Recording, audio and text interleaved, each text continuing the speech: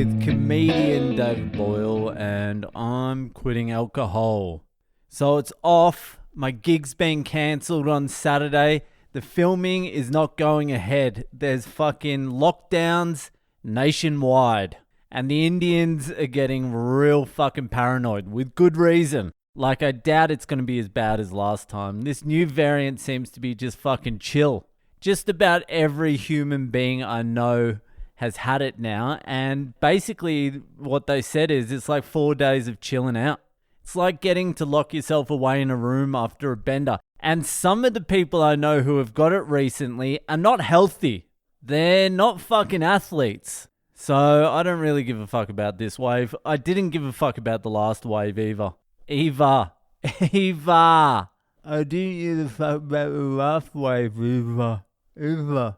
So I'm pretty gutted about that show getting cancelled because I've put some fucking time into that. And now the way things are going, it looks like I'm not even going to get a fucking chance to do the show.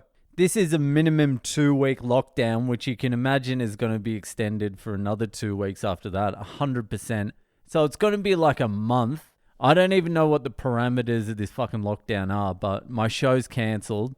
So a month in lockdown, that takes you into February. That's February without a fucking gig. Then on top of that, it will take them a couple of weeks to repeal the fucking restrictions they've put on. They'll do it in like stages. So that will probably take another couple of weeks.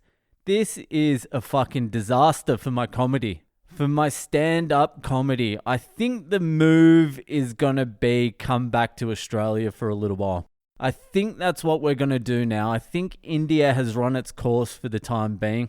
I mean, I could easily do another year here, but the years are ticking by. If there was like a vibrant, happening comedy scene here, I would be interested in staying for another year. If there were some clubs to do some gigs at instead of like fucking ice cream parlors and dosa joints, I could see myself punching out another year, but with the way things are at the moment, there's just fucking nothing going on here. There's not much going on in Australia either, but it's a little bit better than here. I need to get in front of audiences again that also speak my language and understand my accent. And I haven't really got enough years up my sleeve to cook a year in India fucking doing stand-up for the guy making garlic naans. You know what I mean? I really wanted to get something on fucking film before I left though, so it wasn't all a complete waste of time. Even if I got like 5 1-minute clips, I would have been fucking happy with that. But now it looks like that's not even going to fucking happen. Anyway, tomorrow, just before the full restrictions come in, we're going to do the puja for my daughter. It's the one where we shave her head. Like fucking razor shave this little girl's head and then give the hair to the gods. I'm not entirely sure what the fuck it's all about. We were meant to go to Tirupati, the big temple in Tirupati. I told you about that fucking months ago. But that's closed down and that was booked out to the end of this month anyway, so we couldn't go there. So we found some other like smaller place that we're going to tomorrow, 2 hours out of town. And traditionally what's meant to happen is one of the parents is meant to shave their head as well with the kid. And my wife said she would do it and I said, please, please do not do that. I'll take the bullet. I wasn't going to do it because I was going to do this filming in Chennai on Saturday and I didn't want to look like a fucking cue ball on film. So I was like, nah, I'll just get a little bit of a haircut. But now I'm just going, razor baby, fucking give me a 0. Take me down to the skin. Show me what the future is going to look like. I'm a little bit nervous though because every time I've shaved my head to the skin, the same amount has never grown back. Like every time I've fucking gone head skin, a few of the boys have not made it back. More than a few of them. A lot of them.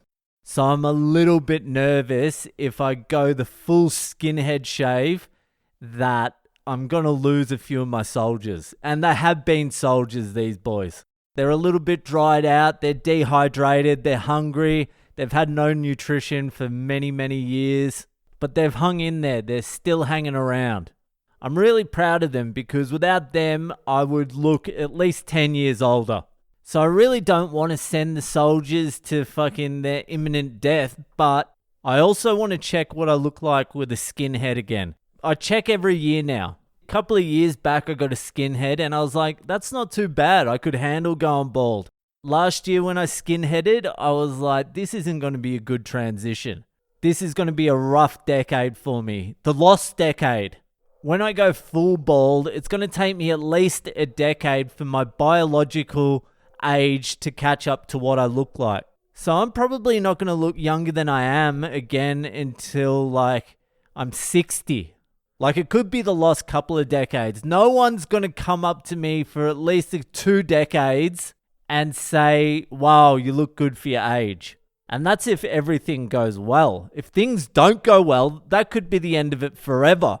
I'll be hearing shit like, wow, you look good for 70. I'm like, 45, cunt. It was the x-rays. So I am worried about that a little bit. But truth be told, no one has ever said I've looked good for my age. I always looked a little bit rough at every age. Like when I was 24, I was a pretty handsome 27-year-old. So from tomorrow, I'm going to be skinhead.